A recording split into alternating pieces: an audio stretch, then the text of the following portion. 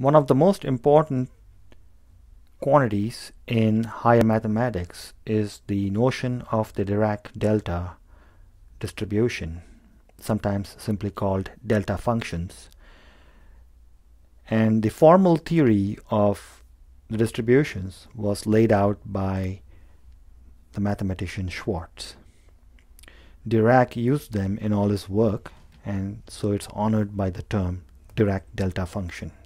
Dirac always called them delta.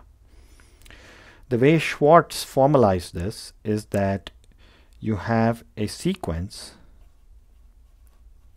and there are several possible sequence delta n's which converge to a single delta which has the following property, and the first property is called the extraction axiom. And that is, if you go from minus infinity to infinity of this delta and you multiply it by any suitable function f of x known as a test function. Test functions can be very generous. Their only requirement is that they die out at minus infinity and plus infinity, or that they're defined in only a finite range of the real number line. Functions that satisfy this condition are called functions of compact support. So this extraction axiom tells me that I extract the value at 0. By the way, if you choose your delta function to be centered at a, then it'll extract the value of the function at a. So this is sometimes called the translation lemma for delta distributions or delta functions. We're just going to call them delta functions. Being scientists, we are not too interested in the mathematical niceties of distribution theory, although the 3 volumes of Schwartz can be consulted if you ever feel the need to make things rigorous. That's called the extraction axiom, and it's like the dentist. He goes in to extract a tooth and that tooth comes out. Okay.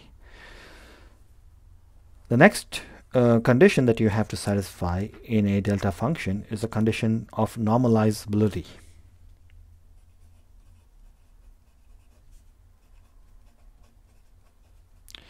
What is a normalized delta function? This delta function itself, if it's integrated over the entire real line for a 1D delta function, for a 3D delta function, it'll be the entire real space. So I'm not generalizing this to arbitrary dimensions, although you can do that, is 1. So the area under the curve is unity.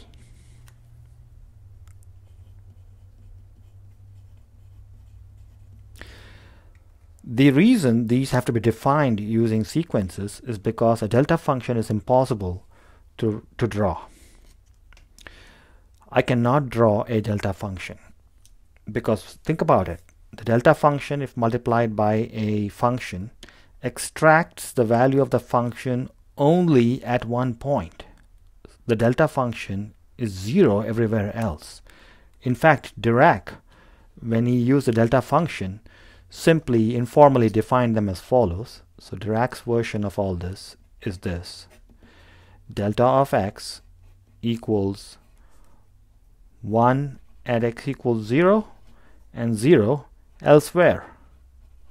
So that's how Dirac thought about the delta function, and it served him pretty well in quantum mechanics. And that's how you should think about it too when you're not being pressed to be rigorous.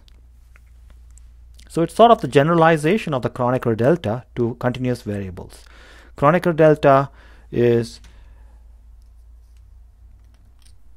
something like this: delta ij equals 1 if I equals j, and 0 if I is not equal to j.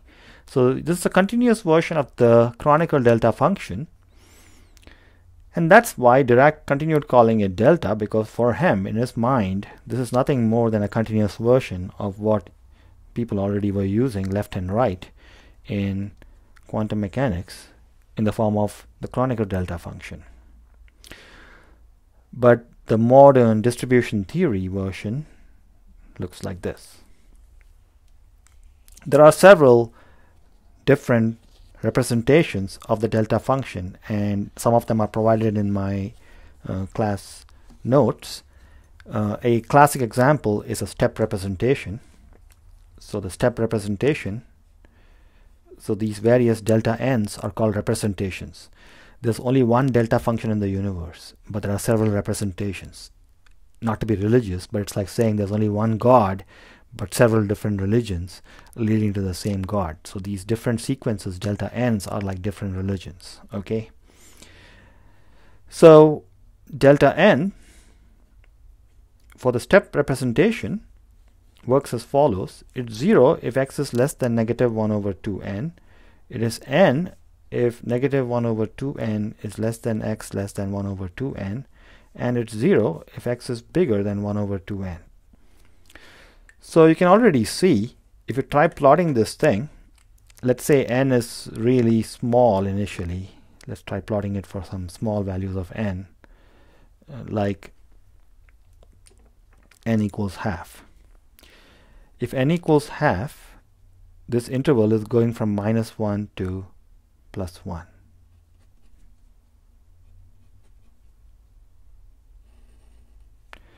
Well, the area of a curve, known as a area under a rectangle of height half and width 2, is just 1. So it does satisfy the normalization condition at every step.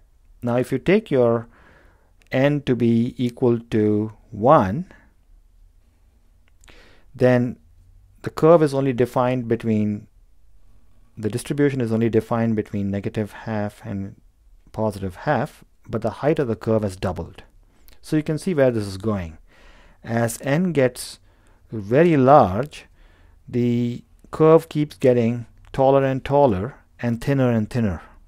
So in the limit, as n goes to infinity, the curve becomes a single steep function that's sometimes in textbooks drawn like this.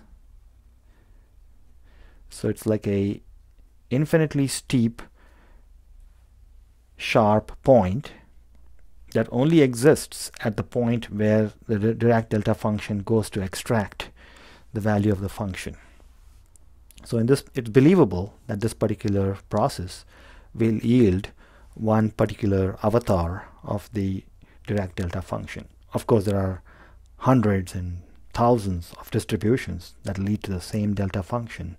Depending on what your needs are, you use a specific distribution.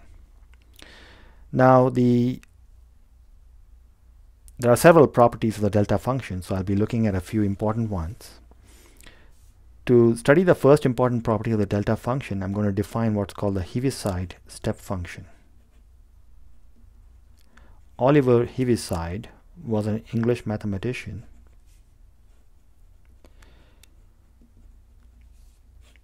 who lived around the same time as Hardy and Littlewood and others. So the Heaviside step function is defined as 1 if x is bigger than or equal to 0, and 0 if x is less than 0. It's an on-off switch. You come into the room and turn the light switch on. The light is on forever after time 0, and before that there was darkness in the room.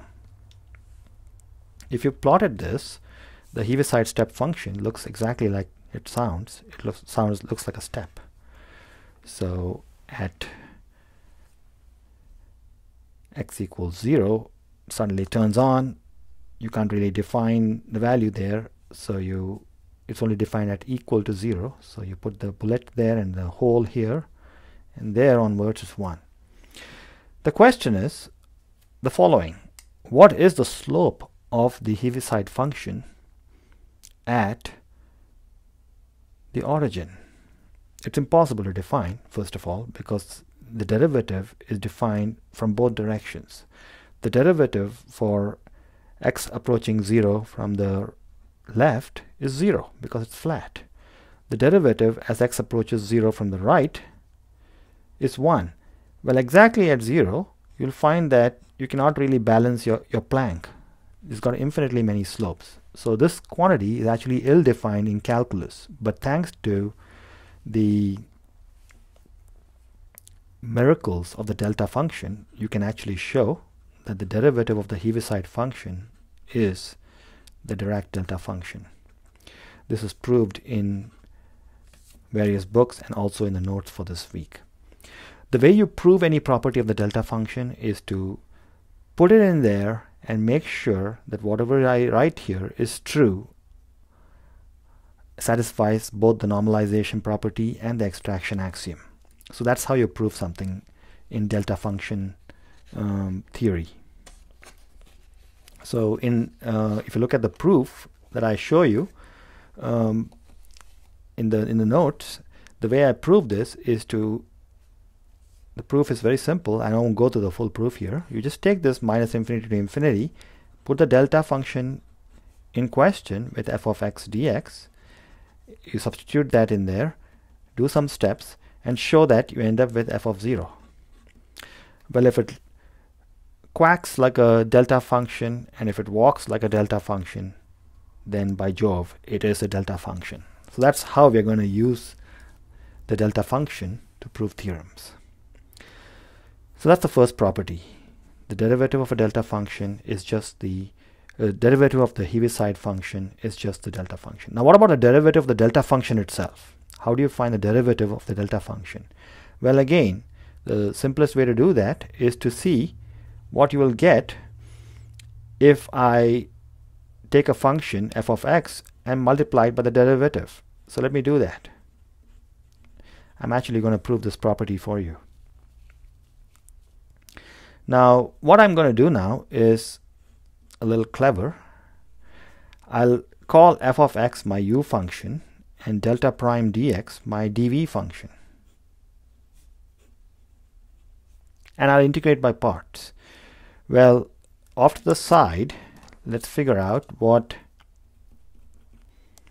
delta prime dx actually means. It means d by dx of the delta function x dx, which is just d of delta x. So if I call this dv, which I have done here, then v is just the delta function of x.